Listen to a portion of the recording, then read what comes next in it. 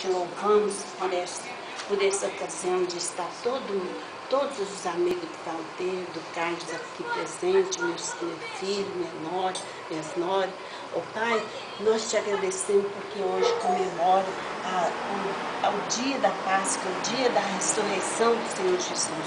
Nós te louvamos, Pai, e te agradecemos, porque Ele veio ao mundo para nos dar a salvação, Pai. Todo aquele que crê no Senhor tem a salvação.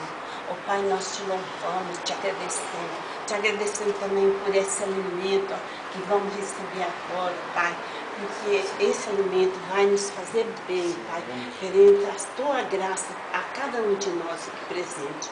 Pai, também vai ao encontro daqueles que não podem ter uma mesa assim farta, Pai, que está passando às vezes até necessidade. Eu sei que a tua graça basta para isso, Pai.